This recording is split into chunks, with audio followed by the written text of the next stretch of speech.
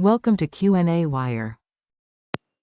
Okay, let's go ahead and solve this problem. So we're given that the conductivity is 6.5, the temperature function u of xyz is equal to 2y squared plus 2z squared, and we want to calculate the heat flow inwards. The cylinder, y squared plus z squared equals to 6, x is between 0 to 4. So normally I'm just used to calculating any surface integrals in the outward direction. So I drew my normal vector outwards, but the answer is going to be the opposite of what I will calculate. So one of the things that you want to be careful with is problems related to flows. You want to make sure that the direction is correct. Okay, and one more thing that I want to note before I start, let's remember that negative k del u dot ds is basically the heat flow integral that we want to evaluate, and then we can always use the properties of integrals basically that we learned about flux and surface integrals in order to solve this problem. So I am going to try to figure out what the normal vector is and then take the dot product and try to work from there. Okay, so we know that k is equal to 6.5, so that's that. That's good. It's a constant, so we can just simply pull it out. And so we have u. Let's first calculate what del u is going to be. It simply is an operation where we take the derivative with respect to x, y, and z respectively through the u function, and then we just put it in the vector form. So it will simply be 0. The derivative with respect to y, it is going to be 4y. With respect to z, is going to be 4z. Simple. Done. Now we are going to try to find the normal vector. Now, fortunately, we know that this is a cylinder. There's nothing special about that, so we're going to just use a parameterization of the surface. I will say that y equals to the square root of 6 cosine theta. Z is root 6 sine theta. X is just x. Okay?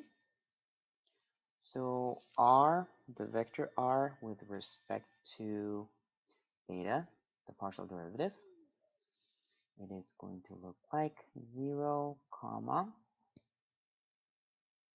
negative root 6 sine theta, comma, root 6 cosine theta.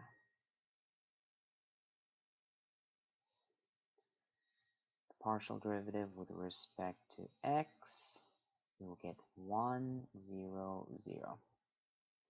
So when we find the cross product, this is the outward direction in the normal for the normal vector. What we're gonna get is root 6 times 0 comma cosine theta comma sine theta. And as you can see here, the if we take the dot product of this vector to itself, we get the square of the magnitude. So the magnitude is simply equal to root 6. So the normal vector, we can just say that this is equal to 0 comma cosine theta comma sine theta. And of course, you don't have to write it in the normal vector form. You can just simply use this expression and then go through the flux integral, but I'm just simply more used to using the normal vector. I find it a lot of the times the calculation ends up being a little bit easier, so that's what I like to stick to. Okay, moving on. Now we just want to calculate del u dot n.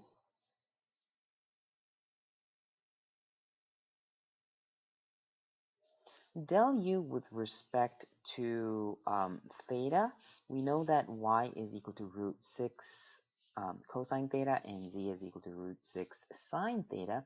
So we can actually factor out a 4 root 6 from both of those expressions. So it will look like 4 root 6, 0 comma cosine comma sine. And then it just turns out that we're taking a dot product to the same expression. So cosine squared plus sine squared is simply equal to 1. So this is equal to 4 root 6. Okay, let me move this over here.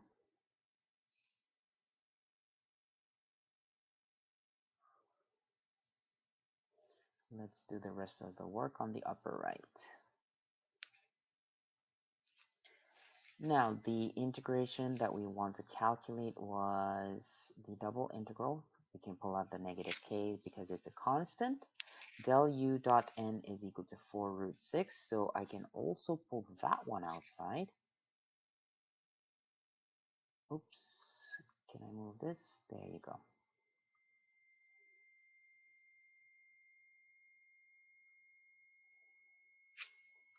Four root 6. And there's nothing else inside that I need to worry about, so I will have a double integral through s. And we already know that this is simply the surface area of S. So this is a very nice shape. We can easily calculate it. It is a cylinder with radius square root of 6. The height is equal to 4. We don't need to think about the top and bottom lids, so to speak, because the surface is only the lateral portion, okay? So this can be calculated as 2 pi r, where the radius is equal to root 6, times the height, 4. So long story short, what we need to calculate is negative 6.5 times 4 root 6 times 8 root 6 pi. So the expression that I will get will simplify to 1,248 pi. And let's recall what I said in the very beginning. The normal vector that I calculated right here, it's an outward direction, but we're calculating the heat inflow, so it will be the opposite of this answer. And of course, you could have also just said we want to calculate the r sub x cross r sub theta, because that will also give you the opposite direction. But I just want to stick with the methods that I'm used to so that I'm more consistent.